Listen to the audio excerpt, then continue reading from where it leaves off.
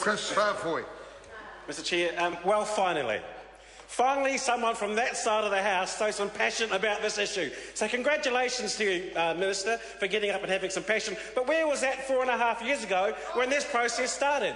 Where was that passion when you started out this whole process to make sure that the people that you're talking about, those vulnerable lenders out in our communities, were getting protected? And this was such a priority that this started in 2009, and here we are in May 2014, and finally we're getting something done about it. So thank you for getting passionate about it, but on this side of the House, we're not quite believing how much of a priority you've made this piece of legislation for all those vulnerable people you claim that you want to protect. Because if you did want to protect them, you would have done something about this a long time ago. And this is a title and commencement debate, Mr Speaker, and this piece of legislation should have commenced 2.5, 3 years ago. If this government really prioritised the needs of the vulnerable people that the Minister just was a little bit passionate about before. Because this process started in 2009. And then Simon Power had a summit in 2011. And then a Cabinet paper was presented to Cabinet and came out in October 2011. And it's been sitting and doing nothing. Nothing until now. So don't get up and get all... puffing your chest out as if this is a priority for you. It hasn't been, Minister. It hasn't been a priority for this government at all. And if it was a priority, you would have looked at the interest rate caps, SOPs, with a bit more passion too. But you haven't done that, and you put up your arms and you said it's all too hard. Well, it wasn't too hard for the UK. It wasn't too hard for the US. It wasn't too hard for Canada. But here in New Zealand, it's all too hard. Oh, we can't do that. It's impossible. Listen to what the Minister said when he spoke up. We can't do it. It's too hard. Well, why can other countries do it and we can't? Why can Australia do it and we can't? If you're really serious about protecting the people that this bill pertains to, you would have done something about this a long time ago, and you would have looked at those interest rate caps, Mr Chair. And that Minister can get up here and all of a sudden get passionate because one party isn't supporting him all of a sudden, but that just doesn't wash with us. Because 3.5 years ago, you guys could have got off your chuffs and actually done something. And in that 3.5 years, a whole lot more vulnerable families have been affected by loan sharks. And you guys sat on your chuffs doing nothing about it. We started this process at the end of the last Labor government because we knew that was becoming an issue. But you guys sat on it. And you did nothing. And then all of a sudden it became a bit more of an issue. Simon Bridges made a few noises, then it went quiet again, and then it comes back and all of a sudden, oh, this is the best thing since sliced bread 4 months out from an election. Well, it doesn't wash with us. You could have done something much sooner. And we've talked about different titles for this bill. I think we should change it to Credit Contracts and Financial Services Blame Peter Dunn Bill. Because Peter Dunn is the one vote that could have changed this bill to make sure there was a protection for those vulnerable families we're talking about to introduce those interest rate caps. But he turned again, and now that hasn't gone through. Just like the asset sales legislation, Peter Dunn was the vote that changed that. And here we've got a piece of legislation that would have protected vulnerable families from those loan sharks charging up to 700% interest, not 30, not 35, not 40, but up in some cases 700%, we're led to believe. But that's okay with Peter Dunn. That's right. That's okay with the National Party. We don't need to do anything there. It's fine.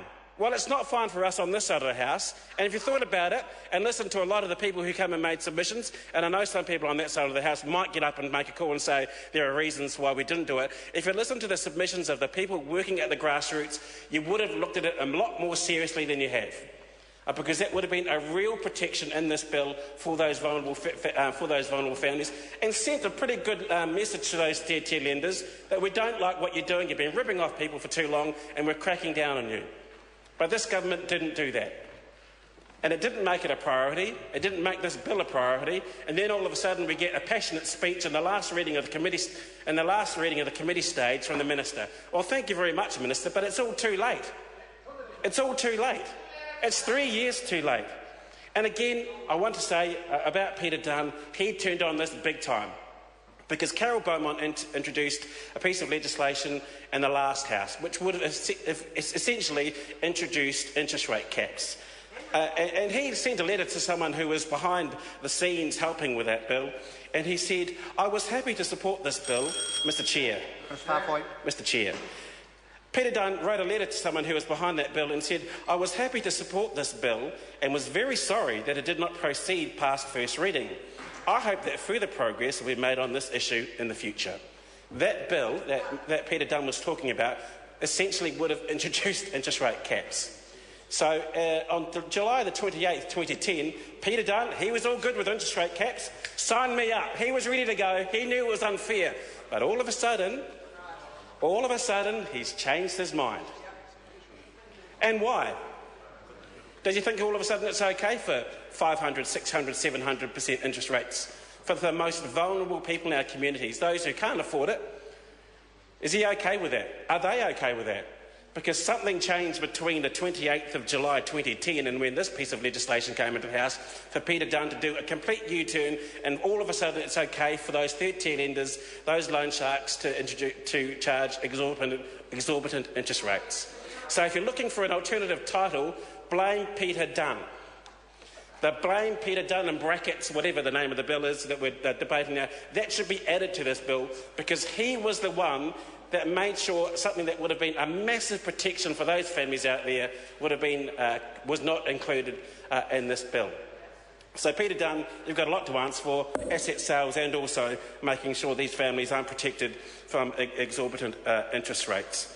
Mr Chair, we've also heard from the Minister about extra resourcing for the Commerce Commission, and he mentioned some extra resourcing that the Minister of Social Development may have announced earlier around budget services. That's good, but he didn't actually answer the question around the resourcing for the Commerce Commission.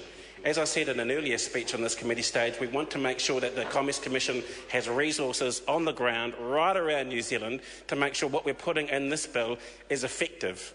And while he may have skirted around it with some other funding for budget services, we want to make sure that the Commerce Commission, which hasn't really made this a priority in the past, is on the ground, has got people who understand these communities in there doing the work to make sure that they understand who is still acting badly, who are the loan sharks that are still doing dodgy deals, and who are those affected, and who's being educated about this new code of responsible lending.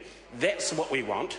We want a commitment on that to make sure the Commerce Commission just doesn't have someone who I'm sure was well-meaning and based in Mangere, isn't the only poor sod who's going to be doing this. There needs to be people right around the country working with that one person to make sure the communities in Invercargill, in Dunedin, in Christchurch, in Wellington, in my area of Porirua, which is affected quite a lot by loan sharks and those truck shops that we're talking about, are actually getting the information and the help they need.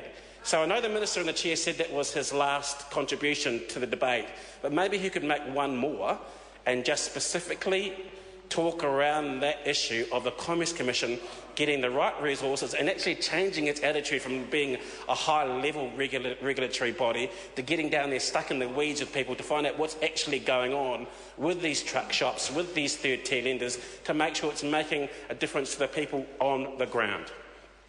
Mr Chair, this is a good piece of legislation, but it is a missed opportunity. It's a missed opportunity because we could have supported Carol Beaumont's SOP to bring in interest rate caps. That side of the House is okay with 50, 100 and beyond. We're not okay with that. And that's why we introduced this SOP, and we thought the government may have given it a lot more thought than it did. But it didn't. It's a lost opportunity, and I think we should blame Peter Dunn for that, because he was okay with it 4 years ago, and all of a sudden he is not. Tim McIndoe. I move that the question be now put. Tracy Martin. The opportunity to rise.